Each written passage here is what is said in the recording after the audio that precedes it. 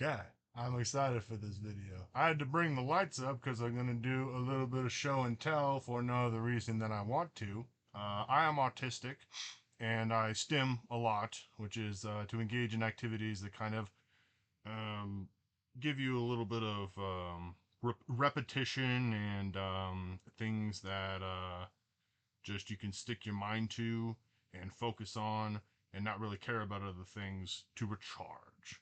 And I actually have a box, and my wife calls it my Tism Toychest. And I just thought that it was a really cool thing that maybe someone would be interested in. So the very first thing in it is fidget toys. They all have names. This is the kind of stuff I do. I am 30 years old, and this just makes me as happy as possible. I got a mushroom that goes like this. That's really cool. And an octopus that you can kind of just do this with, and I really like that. And you wonder why any of this is necessary for autistic people, but they all engage in this kind of behavior. It just depends. And this is the kind of stuff that I like to do. I got one of these things. If you want one of these things, I can make a bunch of shapes with it. And I do that for the children in my family, my nieces and nephews.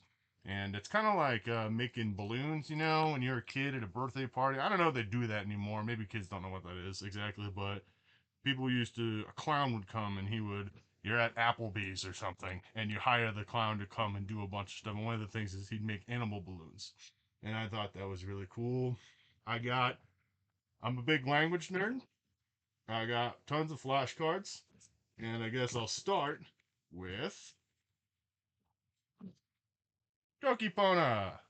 I have the French book. That's the one I use. I got one for my wife. She's not as into it, but she does do stuff from time to time with me, and that's a lot of fun. Dictionary. Look at how beat up these are. Like I use this every single day since the day I bought it, and I bought it like the first couple months that it was out.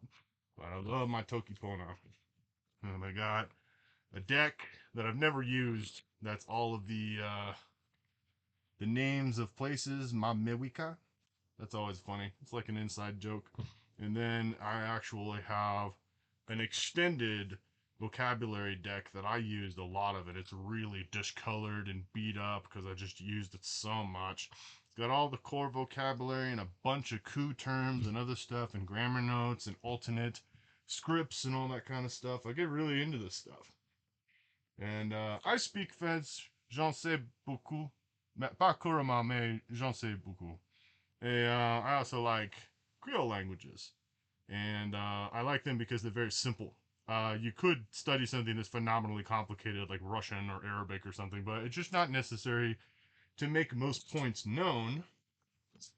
Um, my other flashcards, I got grammar notes and stuff like that. I got the Arabic script. I like to read. I'm not religious, but I like to read the Quran. I have several Qurans. And I got the Arabic script. I got runes, like Uruk runes, you know, the orcs from Lord of the Rings and then Lord of the Rings and all that kind of stuff. And I got my Awi. Awi is something people don't know a lot about, but it's a language that's actually, it's spelled lowercase a, uppercase U, uppercase I. And it's a language that's actually simpler than Tokipona. It doesn't work as well, but it's very fascinating. And I really just can't get enough of it, even though I can't fuse it very well. And also I got Wolof is a language. I love African languages. They really just appeal to me so much. They just sound wonderful, and the grammar is really pleasing to the mind and easy to use. And Wolof is interesting because it doesn't have tones, because most African languages are tonal, and they can get very complicated with their sounds.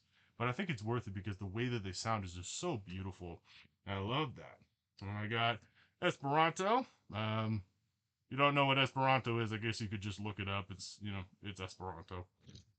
And the very last thing, well, I got two more things. I just sit there with the whiteboard and watch TV and just, you know, kind of just drift and not think about anything and just stim, you know? But it's just really something just to carry around the house. Here's the bin itself. I just carry it around the house, and it's just helped me so much throughout the years. And I also have Laudon, and I'm going to be talking a lot about Laudon on my channel. I will link to some decks that I made. I made 2 decks. They were the only decks on Anki, which is a very large flashcard website, and I just love it. I'll save a big explanation for another day, but it is basically a feminist language, and it was a part of science fiction trilogy that a woman wrote to kind of, if you ever heard of the Sapir-Whorf hypothesis, basically states that your environment influences the way that you use language. And another aspect of language that's very important to learn is that your ideas as a human being are encapsulated by language, by linguistics itself. So it's hard to think of something if you don't have the language for it.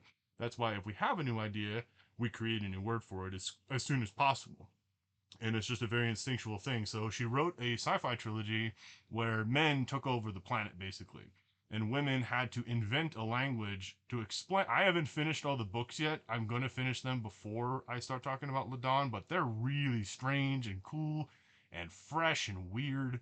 And that's the kind of stuff I like. But Ladon is a very beautiful language. It's not fully developed, and much of it is clunky, but that's perfect for someone like me because the more complex, the more challenging as far as languages go.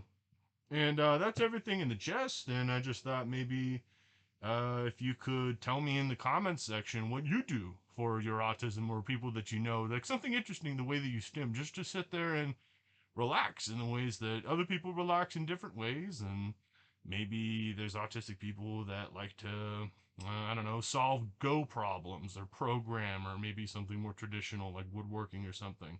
But mine is language, and I just practice and practice and practice. And yeah, it really is so beneficial to me. And it's gotten big enough that people think that my Tism Toychest is actually kind of neat. And I thought that it would be interesting to share that with the rest of the internet. So let me know your thoughts, and tell me what ways you stim, because I love accumulating that kind of stuff. It helps me relax, and it helps expand my mind, and it's just something positive that I could share on this channel. I'm very excited to do positive things. I don't want this channel to be a constant funeral. There's no reason for that. I'm about self-advancement. Okay? And I guess that's all. Thank you for listening.